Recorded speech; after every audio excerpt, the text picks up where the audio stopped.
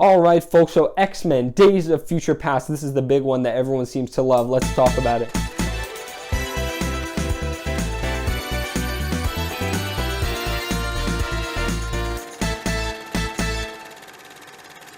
All right, so I have a lot to say about this one. So if the video is long, presumably that's why. Hopefully it's all good. Hopefully, I mean, that's for you to judge.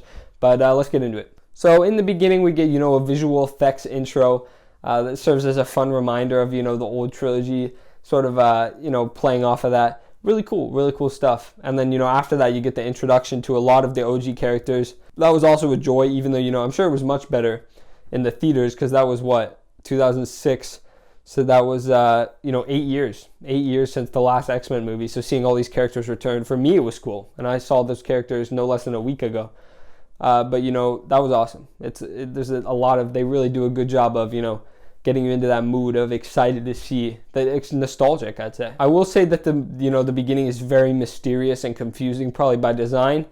And I think that reflects most of the movie. I mentioned all the OG trilogy people. I do got to say I miss Rogue. I understand, they not killed off, but, metaphorically killed off her character in X-Men The Last Stand. But I miss her. I thought she was a cool character. And then you have a lot of Charles exposition just thrown on you at once, like 2 minutes of Charles just explaining, how everything happened, yada yada. Generally, it's very obvious, the exposition. For a plot like this, you kind of need it. You got to have that exposition somehow if you're just going to jump into this whole future thing.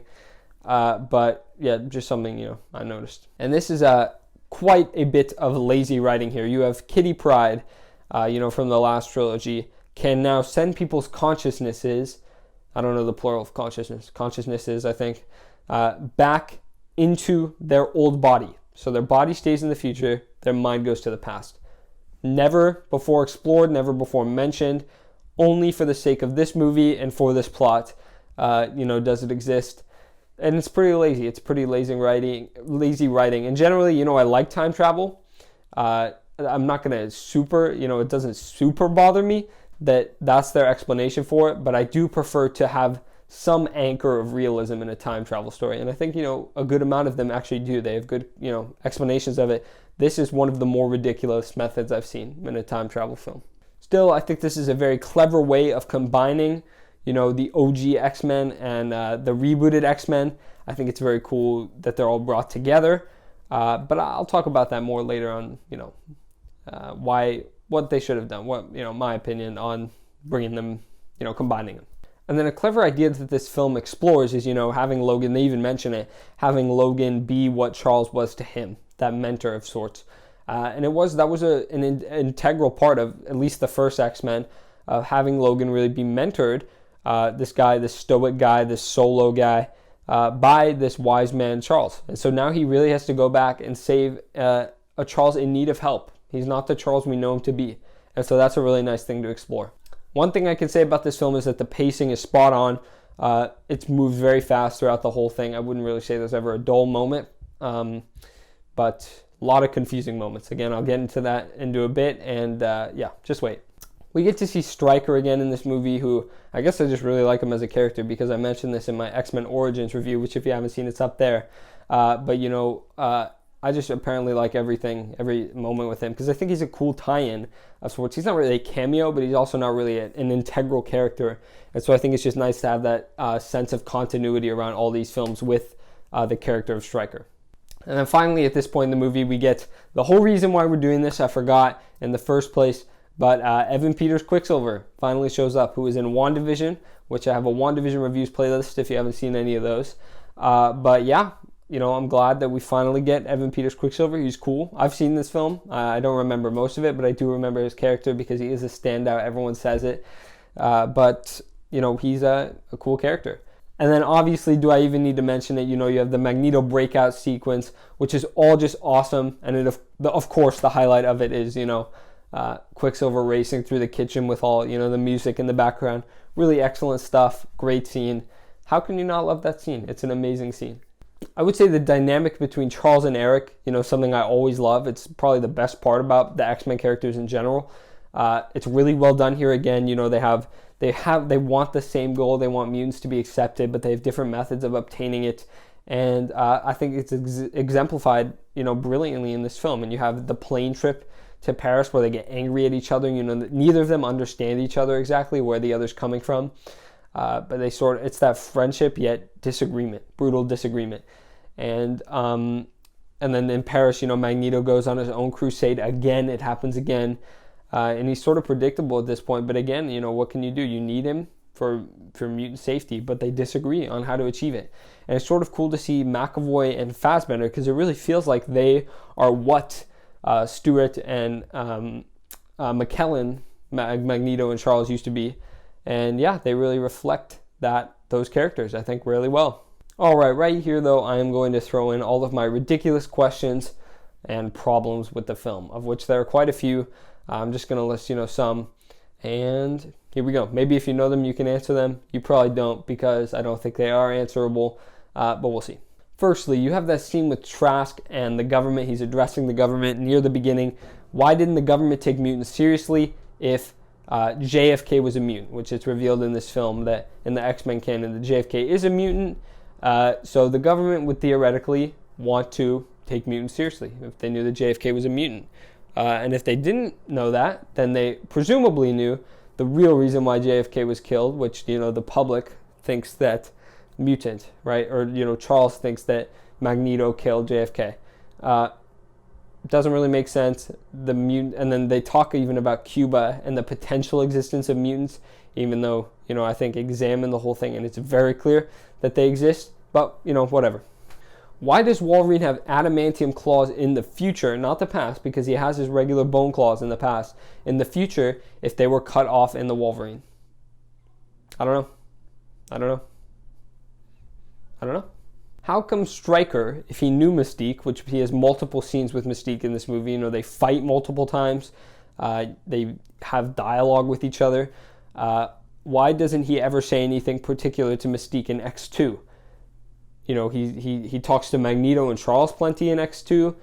He has moments of, like, they actually knew each other in X2. That's sort of explored. Nothing with Mystique. Why? I mean, I know the answer. It's because they didn't know they were going to do this tie-in later down the line. But again, continuity issues. In general, a lot of stuff like this will happen when you mess with the continuity and you add time travel to your story, unless you build in a way to the plot to counter that. So this is all necessary. I mean, this was all going to happen. And then once again, this film sort of does the trope that every X-Men movie up until this point has done, which is take Charles out of the plot because he's too powerful. They handicap him. So in this film, he can't use his power. In the first one, he was, knocked out for a bit or whatever because Mystique messed with Cerebro. Second, he was, part of the plot. He was kept away, locked away. And in the third, he just died. So Charles is too powerful. He has to be handicapped. How can we do that? They did it again in this film. Repetitive. I would just say Wolverine meeting with all the, rebooted X-Men people is really a joy to watch because we've seen him interact with all the old counterparts of these characters, and it's cool to see him interact with the new ones and have those, similar relationships with them. Trask is actually a character I like quite a bit. I think he has a similar goal to a lot of the other villains, which is just end mutants, but he also has that mentality. He respects them almost and their DNA, which is nothing new, but I think I like him, a lot more than some of the others just because, I don't know, maybe it's the way he's played by, what's his name? I can't believe I forgot his name. Peter Dinklage, played by Peter Dinklage brilliantly. By the way, this is my second time recording this video because my audio cut out last time I recorded it, so I'm recording it again, and last time I said it right, I promise you. Anyway, you have a Charles on Charles moment in this film where the past Charles interacts with the new Charles. That's a really nice, sweet moment that you get. It's just them reflecting with each other, and old Charles giving that inspiration that new Charles needs to become the person we know him to be. I'll just say here that Fassbender Magneto, we've gotten 2 films of the rebooted X-Men. Fassbender Magneto is easily the best part of this rebooted X-Men movies. Great performance. I love it. I think he steals, every scene. I think his motives make a lot of sense. I think he's a really menacing figure. And I think he's also an understandable guy in many scenes. Great performances. He steals the show. And even, and throughout every scene, really, but I'd say especially that ending, with the White House, the baseball, incredible stuff from Michael Fassbender. Just incredible.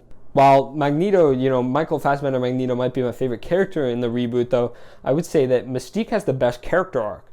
I actually really like the depth that they give to her character, because in the original trilogy, you know, she had, you know, some dope powers, but she really wasn't explored. And I think here Mystique's, you know, coming to terms with mutants and, you know, who she wants to be. Does she want to be a mutant? Does she want to be accepted by society? The relationship with Charles and Eric, and, you know, just the path towards destruction. And she's sort of the, you know, the main part of this film, because the whole point, they have to stop her from killing Trask and starting the Sentinel War.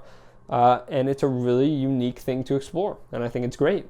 All right, so that concludes my thoughts on the film. If I had to just give one final thought, I would say that I would have preferred if they had just kept going with the reboot, the rebooted X-Men, and not tried so desperately to tie it in. It's, you know, sort of cool that we get to see the characters interact, but I think more harm than good was done in this film by doing that and by convoluting the X-Men timeline so much. I think they could have just kept going with the, you know, rebooted X-Men story, delved into that relationship between Charles and Eric, and just, you know, differ it a little bit from the old trilogy, introduce new characters into each film, yada yada, new villains, yada yada.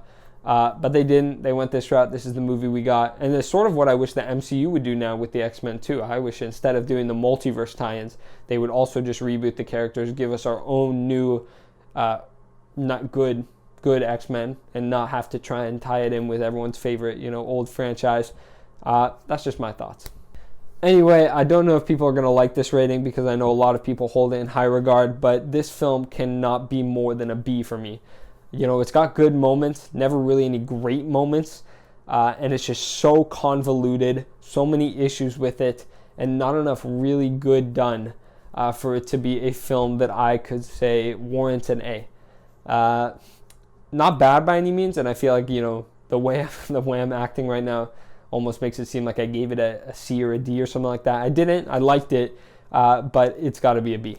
All right, folks, so that's my Days of Future Past review. If you watched all this long, again, I don't know how long it'll be, but presumably long, then thank you for watching. Like, you know, maybe subscribe, maybe bell. That would be very nice. Maybe share it with other people so they can also see my arbitrary thoughts on Days of Future Past. Maybe comment if you disagree with my thoughts on Days of Future Past. Anyway, I've been EDPC Reviews. You've been amazing, and I will see you in the next video. Bye-bye.